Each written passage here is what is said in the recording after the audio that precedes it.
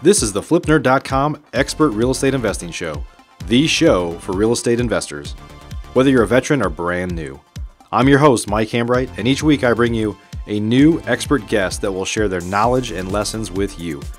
If you're excited about real estate investing, believe in personal responsibility, and taking control of your life and financial destiny, you're in the right place.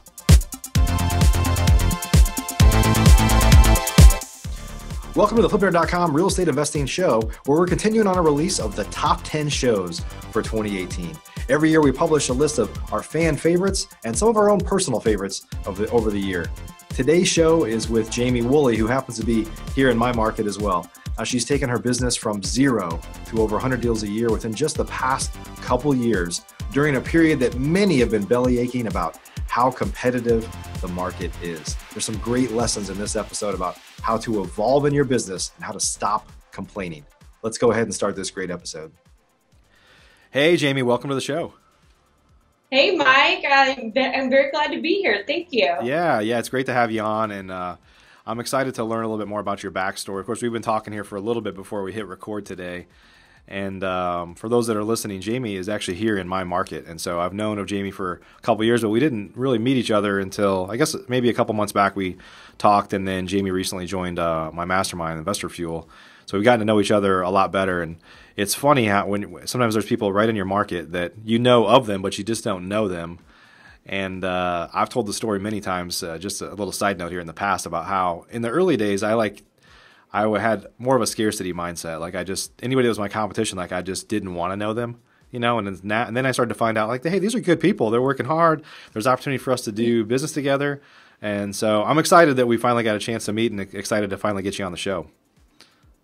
Oh, definitely. Yeah, I've been waiting a while to meet you, and I think there's a waiting line. So I was glad I got to bump up and get in the mastermind. I was really excited. And so, yeah, the mastermind was amazing. I got a chance to meet you and so many other people, and I'm just really blessed and glad to be in that for sure. It's a good group, yeah. Hey, before we get started here, and I'm really excited because if you're, for folks that are listening right now, if you're an active real estate investor or you're trying to get started and you find yourself making excuses or thinking that things don't work, then you're going to be inspired today because Jamie's come in here in the last couple of years into probably one of the most top 5, let's say, challenging markets in the country.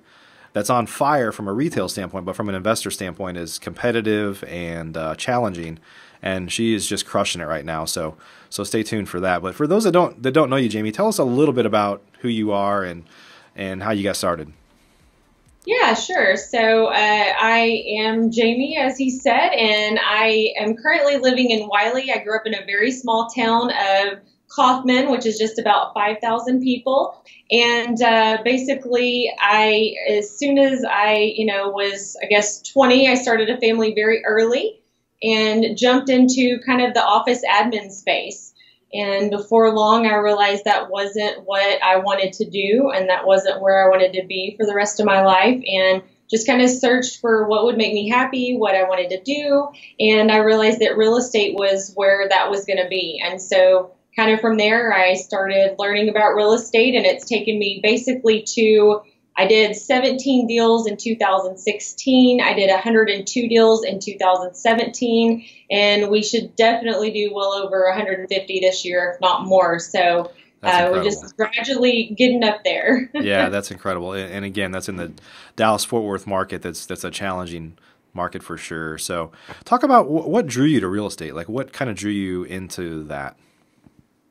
Yeah, so honestly, when I was young with my husband, we were, broke and a young family like most people are, and we bought a property. It was a property with the old shag carpet, with the wallpaper. I mean, it was nothing that I would want to live in, but it was all we could afford. And so what we did is we lived with his parents for 6 months with my daughter, who was, just a few months old at the time.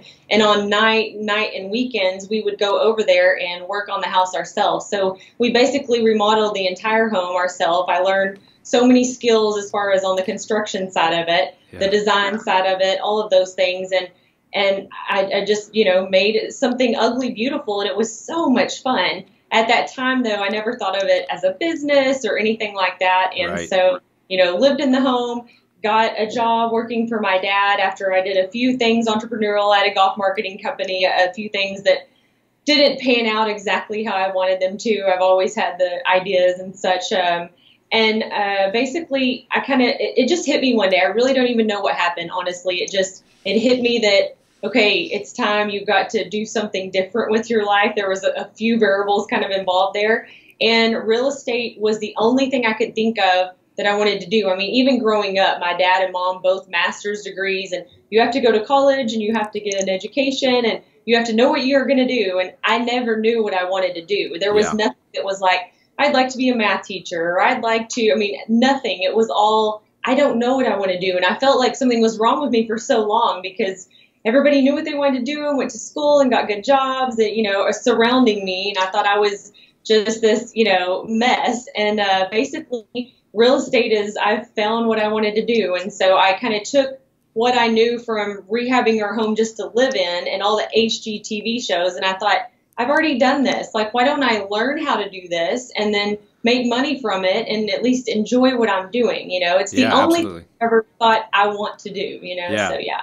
That's awesome. I can tell you that from somebody that has a master's degree and worked the corporate route, like nobody really knows what they want. I mean, if your people are really, like, if you're an engineer and you're really a critical thinker like that and you thought your way through something technical like that, you probably like it. But there's a ton of people that go to school that don't know what they want to do. And, what I found is that I love real estate, don't get me wrong, but what I love the most is the freedom it provides me and the flexibility to kind of do what I want when I want. And I think that's probably ultimately, you probably would agree ultimately too, there's a big part of what you love about real estate is what it gives you, right? The freedom and things. It's not necessarily real estate. Like, I like real estate, but it's a widget for me ultimately. I like what it's done for me, right? 100%. Yeah, it's a means to an end. It's a means to get to the goal to where I want to be. And oh, by the way, it's kind of fun to make, something pretty and be proud of what you're doing and help sellers out. That's really cool. So, but yeah, it's definitely a means to that financial freedom and the lifestyle that I'm wanting for myself and my family and the legacy, that I can build to come. Absolutely. So for the folks that are listening that are brand new, that have never done a deal, that also watch HGTV, this is a little different, right? Yeah. It's a little different watching stuff on TV and the flipping shows, of course. When you get out in the real world, and, it's one thing to do the work and make houses look pretty or whatever, but ultimately what most people, when they're first getting started, don't quite understand is the business side of it. Very different, right? Very, very different. There's so much to it. I mean, I thought of it as just one house at a time, and that's what I set out to do was let's just do 2 or 3 houses and pay the bills, Right. And then once I did the first house, I was addicted. I made $30,000, luckily, and I was like, oh my gosh, I'm done. Like, I'm sold. This is it, Right. And then the more I got into it, a week later, 2 weeks later, I thought, oh, it's not just as simple as that.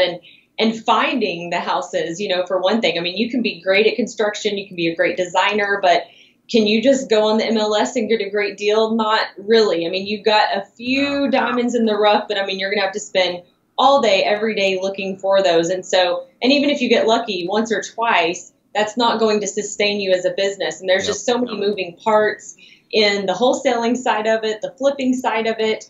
And I definitely did not know any of those moving parts and thought it was maybe a little more simpler than it was. And, the business is easy. It's just there is a lot of moving parts to it. If you're an active real estate investor already doing deals and looking to double or triple your business, you should consider joining the Investor Fuel Real Estate Investor Mastermind. We're a small group of investors that share our best practices, tips, and tricks with one another in an effort to all win. We limit our membership to only 1 to 2 members per market, so everyone shares their knowledge, tips, and tricks openly and honestly. Our members include some buying 1 to 2 houses a month, up to some of the most respected investors and leaders in the real estate investing industry, some of which have personally done over 1,000 deals. If you'd like to be considered for our invitation-only world-class mastermind, please visit investorfuel.com to request your personal invitation. Our next meeting is coming up quickly. Go to investorfuel.com now to learn more. In the rough, but I mean, you're going to have to spend all day, every day looking for those. And even if you get lucky once or twice, that's not going to sustain you as a business. And there's just so many moving parts in the wholesaling side of it, the flipping side of it. And I definitely did not know any of those moving parts and thought it was maybe a little more simpler than it was. And, the business is easy. It's just there is a lot of moving parts to it. For sure, yeah. I tell people all the time, I coach and mentor a lot of people, and I talk really heavily about how hard of a business it is. And it's simple to understand, but it's hard to put the work in every day or do the work that needs to be done. And then, once it starts to get easier once you do enough volume to be able to build a team, which is what you've done. So why don't you maybe share a little bit about your experience? So you started off, obviously you said you did 17 deals, and the next year you did over 100. And so obviously you didn't do that yourself. So just talk about not so much your team structure or anything like that, but just the realization of, hey, if I want to grow this, I have to build a business and wrap a team around it. Share your experience there. So there was no way that I could do what I wanted to do, my goal, even on a quarterly basis, without bringing people in. Yeah. And so having a team is very, very important if you want to make this a business and not just a job. And I did not want a job. And so there's a lot of things I've learned from building a team. I mean, one thing is definitely you can get there faster. You can get where you want to be faster. The second thing is having the right people in place, which I'm still learning about that, as time goes on. And most importantly, just the culture that you're building and things like that, I think are so important, because you can maybe even have the right people, but you guys don't mesh well together, your core values, your culture, things like that. And these are all still things that I'm not, perfect in. I actually am having somebody fly in next week to kind of go over all of those things with me and implement those things. But hey, Gary, right? Gary was on the show 2 weeks ago. So just FYI. I'm so excited to have Gary and Susan come. I am pumped about that. And so, but I could not have done 17 deals and 102 deals without having other people help me. And so if you want to make this a business, it's very important that you bring on a team. What I can say, something that's huge advice, and it's happened to a lot of other investors I know that are doing really well now, but they kind of were learning at the same time as I. When you learn that you need to build a team and you think, okay, I need to build a team, I need, this person, and this person, and here's what they're going to do.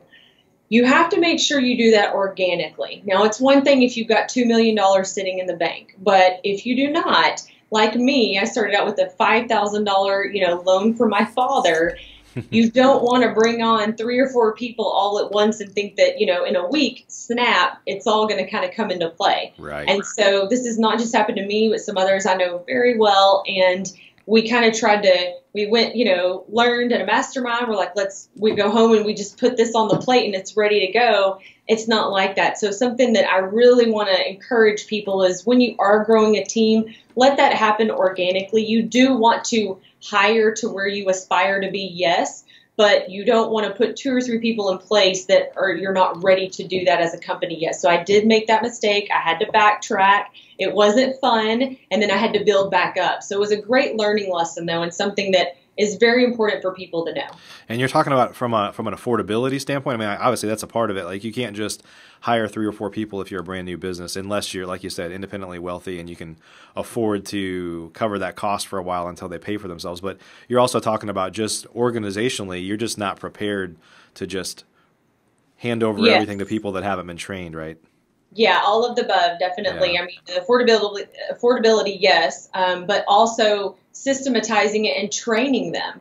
I mean, if you really want somebody that's amazing doing whatever position that you have them in, and it's just you're the one that knows everything about the business, or as much as you can, and you bring in 3 people all at once, there's no way they're going to be the best they can be, because you're not going to be able to even give them that attention or that training that they need. Right. So that was really important that I learned, is even though I could afford to do it at the time, I couldn't afford to spend the time with them, and it would frustrate me. It would cause conflicts and problems. Like, how do you not know how to do this? Well, I don't think you showed me that. Oh, okay. Didn't realize. So it's I mean, there's, a few factors that are involved with that, is just making sure that when you do have the right person, that they are the right person for that position, that they're trained very well. Because what I try to do now, and I've learned a lot of books that I'm reading and things like that, is if there's a problem going on, I look to myself first. Did I do what I needed to do to make that person be as successful as they can be? Did I give them the right tools that they needed? Those things are so important. Yeah. And I feel like I didn't know those things in the beginning. And now I'm like, okay, when I see this person or this person that didn't work out, I probably had a lot to do with that. It wasn't just them, like I was thinking. Yeah, that's some wisdom right there, because I can tell you too, a lot of people that are real estate investors, there's a lot of one man, one woman band that are like doing everything themselves. Yeah. It's all in their head. They don't have anything documented as to how to do things. And then they just start to find that it's easier to just do it myself. Well, I could bring somebody on, but they're never going to do it as good as me. And I think what you have to do is come to the realization of that is true. They probably will never do it as good as you, but you're your own bottleneck. You're never going to be able to grow. You're never going to be able. Nobody got in this business. This is my general belief. Nobody gets in this business to be a slave to their own business. Like, we all want the freedom and time. We want to travel. We want to do things with our family. Nobody gets in this business to just work 80 hours a week and never have any end in sight, right? But even people that are successful, which most fail before they even get there, even if they are successful, they're enslaved to their own business, right? They're not business owners. They're not even entrepreneurs. They're self-employed, and that's going to be the end until they can figure out a way to free up that time to show other people how to do things, right? It was great. And kind of to, cap it all off is through all of the struggles with the building the team, having to scale back again, building it up again. I was just on spring break with my family last week for 9 days. 9 days. Yeah. And we had over 6 figures come into the bank account. We had 4 closings and 3 contracts had. That's awesome. So, and I had nothing to do with it. Yeah. Yeah. It was so cool to see that in 2 years' time, I can go from a $5,000 loan to what I just said in a week. Mind blowing. That's I never awesome. Congratulations. thought it would be possible when I first started. Now, of course, I thought it's possible because I surround myself by people that, there's nothing that's impossible as long as you believe it, and people that have done things that I'm trying to do. And so I can see it, on a weekly basis that, okay, well, if they're doing it, I can do it too. Yeah. That's important too, is surrounding myself with those people and the masterminds and things that I've been doing to be able to get to this point to where I can go a week and money's coming in. So it's the first time I've ever been able to do that. So it's kind of a big ring of the bell. That is awesome. That is awesome. Yeah, I found out a long time ago that my business tends to do better when I leave. And my team will tell me, they're like, you should leave more often. Because truthfully, I'm distracting. I like to talk. I like to hang out. I like to share new ideas. And they're like, in hindsight, when I look at it, I'm like, wow, I should bake these ideas a little bit more before I tell anybody about them. Even my wife, I have to say now, hey, I've got this idea. I'm like, I don't want to do it. I just want to share it with you. Can I just share it with you for a couple? Because she's like, she doesn't want to really hear about it until it's time to execute. And my constant idea generation is just like scares her, like, So anyway, I understand. I don't even hardly tell anybody about it anymore. Like, there's a couple people on Biden, but it's after a while, people are like, "Oh my gosh, it's always something." I'm like, "Well, yeah, it is. It's always turning up here." Yeah. I'm the same way. Let's talk about passion. The importance of passion in this, because a lot of times people fizzle out because they're doing something that they don't really enjoy. And I know you're passionate about it. I know that. Maybe we'll start with saying why passion is important if you want to grow your business, because you would probably agree that you could have a nice life by doing less deals than you are now, right? Things could get easier. You could have less staff to deal with. You could have less overhead, and just run something that creates a nice lifestyle business. But I think in every successful real estate investor I see, there's always something bigger, whether it's they want to give back in some way to a charity, or whether they have something to prove to their family, or whatever it is. But just there's some passion there that drives them from taking far more risk than they really necessarily need to do. But talk about the importance of passion and what's driven you. Yeah, I think it's very important, because I could definitely just me and an assistant and flip 4 houses a year and be happy and make enough money to pay bills. Right. And but that's definitely not what I wanted. So I think that in order to have a successful business, in order to be successful at anything, whether that's working out or, anything that you're doing, a sport, whatnot, you have to be passionate about it or you're never going to achieve that greatness, you know? Yeah. For me, my passion, it's kind of an accumulation of a few things. So one thing being that I wanted the financial freedom. You know, I don't have anybody in my family that my dad now owns rentals, but no one that had any form of residual type income. I mean, you know, some stocks or something like that, some Right. investments. But, you know, my family, they're a hardworking family. Nobody's just crazy wealthy, didn't come into a bunch of money. They worked hard to get to where they are. And to me, to be able to see the opportunity that if I go hard for like 5 years, I could ultimately have a residual income that's just insane and pass that along and make that a legacy. And that's something that I've never seen in, you know, anybody in my family do. And to be able to pass a legacy on to my daughter and maybe grandkids, you know, if it's done correctly, that just to me seems freaking insane and amazing. And so it drives me daily. Also, another big thing is giving back. Like I have this huge soft heart. That's why I'm not probably the best sales manager or anything like that. But I love people. I love animals. Like there's so many things I would like to do, but definitely like drug addiction and homeless and animal abuse are three really big things to me and like tug at my heart big. And so, you know, I would be the person that would go off for a year and do a mission or just go help animals or something like that. But you still have to pay bills, you know, I still have to be a mom. And so if I could get residual income, there's nothing stopping me from when there's an opportunity that I can really serve and help and give. I don't have to say, well, I can't leave work for a week or, you know, I can just go and I can do and I can and be helpful, you know, and also proving.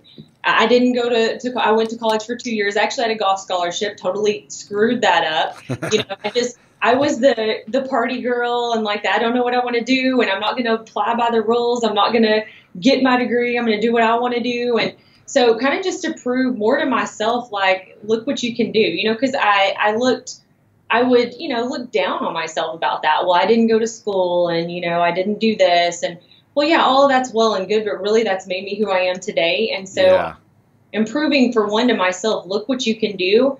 And also just like, yeah, I mean, I just like to prove, like, look what people in general can do. I love the rags to riches type stories. And mine's just, you know, party girl that had a kid young and now has a beautiful family and now is, you know, doing something and helping others and inspiring others. And I like to see how far I can push myself, because then when someone comes to me and says, well, I don't know, or I can, it's like, yeah, you can. Look what I've done, you know, not to toot my horn, but to say you can too, you know, it's being inspiration.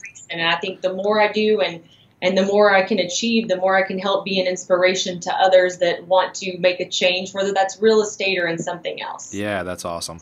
And let's be honest. I mean, I was the first person in my family to go to college, and my wife's whole family has been through college. Like we believe in, and we went to grad school. We've done a lot of stuff. So we believe, traditionally, I believe in the traditional educational route a lot because I was doing it, right? I was like, well, I have to believe in what I'm doing.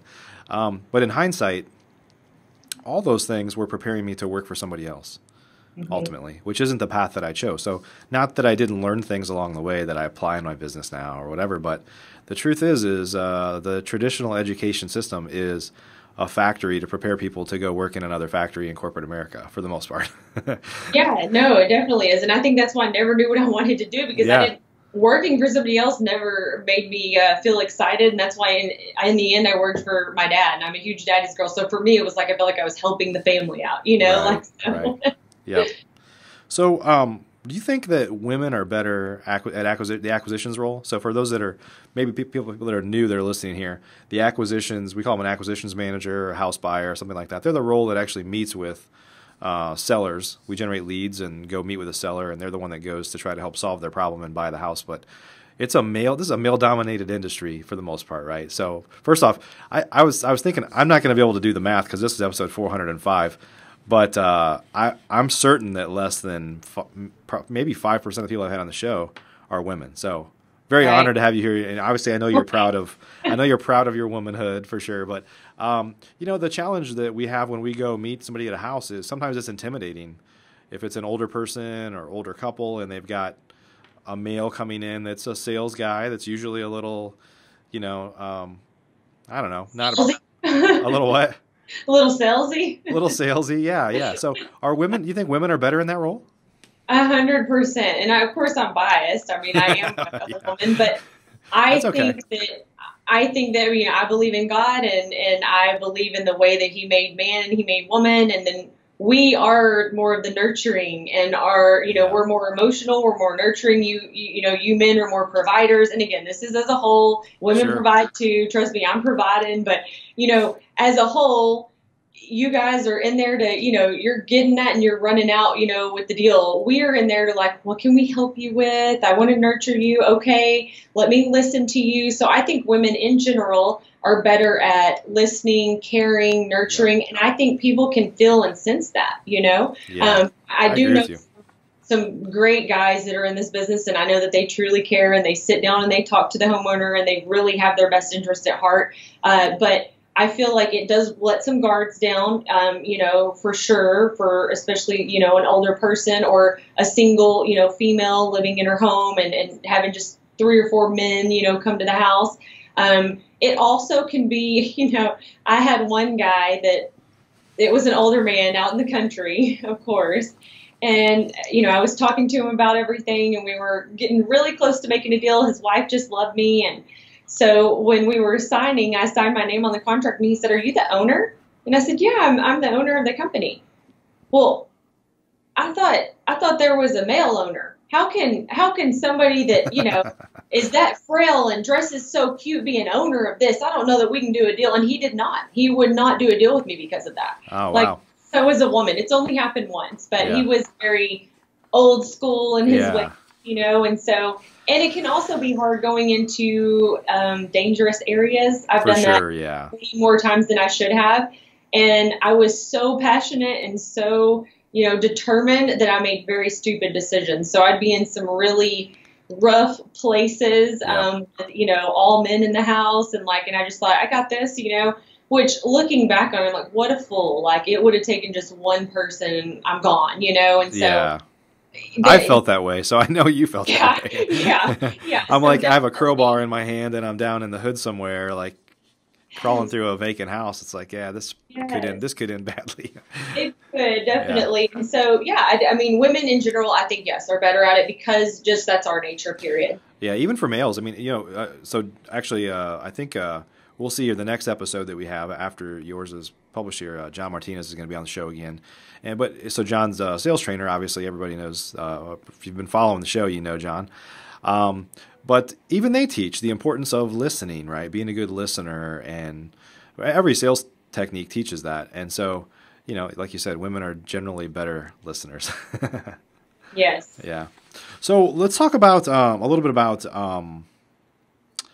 uh, you know if people are listening to this, they're inspired by your story, which I don't know how you couldn't be inspired by your story. So you started basically 2.5, 3 years ago, did 17 deals in your first year, then 100 deals, and are on track to do well more than that today in a challenging market. Challenging market everywhere in the country. It's harder to be a real estate investor right now, but you have not let that get in the way. So what's the lesson to be learned there about coming in and not making excuses and just making it happen?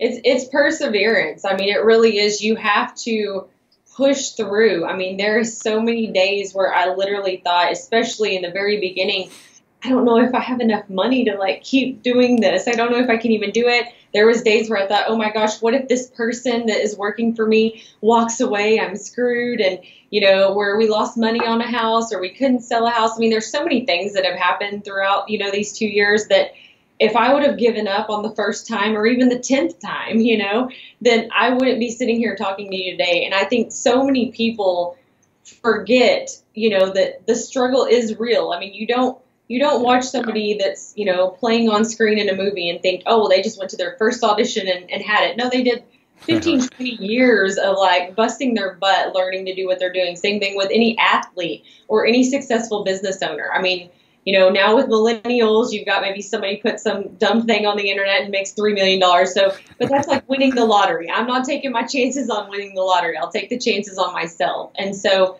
it's so important that you surround yourself with the right people, and that you get into, if you don't have the money to get into coaching or mastermind, there's definitely other ways. I know Mike has a lot of free content on his site as well. So you can start with those things. My first wholesale deal was off of Craigslist, guys. So it's like, there is no reason to make any excuse, and there's no reason to say I can't do this, because this is a super tough market that I'm in, and I did 100 deals my second year. So there's no reason that you can't come in here and make something, of yourself within this industry. There's no reason whatsoever. No excuses. I don't play excuses. Yeah, and it's really, that's awesome. So congratulations again. Thanks for sharing your story. I think that for a lot of people that are not self-employed right now, people are afraid to fail. And what I teach people all the time whenever we do our events and stuff is that you're going to fail. You're going to fail every day. Like in this business, if you convert 5% of your leads, which is kind of a standard, you fail 95% of the time. But that's okay. So you just have to get comfortable with failing. And you have to get comfortable knowing up every day you're going to come in and there's going to be adversity. Something's going to happen that you didn't expect to happen that day, and you're going to figure it out. You just have to, not be afraid to get hit in the face with problems, because you're going to get hit every day. But that's okay. That's just how it is. Definitely. Right? I mean, just last week we had, I'm sitting down with, my CEO Ashlyn, and we're talking about what's going on with one of our properties, and she's like, yeah, it's taken 2 weeks longer. He's not got this done. He's not got this done. And then something else bad happened like an hour later, and I'm like, man, this day is just not fun. And then we put that house on the market, and we ended up getting like $20,000 more than what we were hoping to get it. I said, although it took a little bit longer, and in the moment we were mad, we were frustrated. He's not delivering on what he's supposed to do. It was terrible. So, I mean, those things always happen. It's just how you deal with them. And that day we dealt with them, but we got a little more frustrated than probably usual. But when you kind of look at it in that grand scheme of things and from that bird's eye view, I mean, it will work out. The things are going to work out, but you have to stick through those struggles and those rough times. And I have stumbled and fallen and failed throughout this entire process. There's not a week that goes by that I don't make a mistake or do something that probably I shouldn't have done. I knew nothing about it. And when you build a team, the same thing's going to happen. Sure. You have to let go of the reins eventually. We have made mistakes that have cost quite a bit of money. But if you don't let other people make those mistakes and you don't make those mistakes, you're never going to grow as a person or a company or a business. So to me, it's all about making mistakes. Make as many as you can, learn from them, just don't do them again. Yeah, that is true. There's so many times in this business where I've said, okay, we're never going to do that again. Like, whatever it is. And you learn along the way. I think you and I talked yesterday about some challenges, like what can you put in there, and can you write something into your assignment contract to make sure that that's not an issue, where somebody, there's little issues that you just learn along the way, and you make it part of your process that you say, here's how we're going to do it going forward because this happened, So Definitely. It just takes experience. So awesome. Well, Jamie, if folks want to learn more about you, want to connect to you, or just learn more about you or follow you on social media, anything like that, where should they go? Yeah, so you can get to me on social media. It's Jamie Burleson Wooley.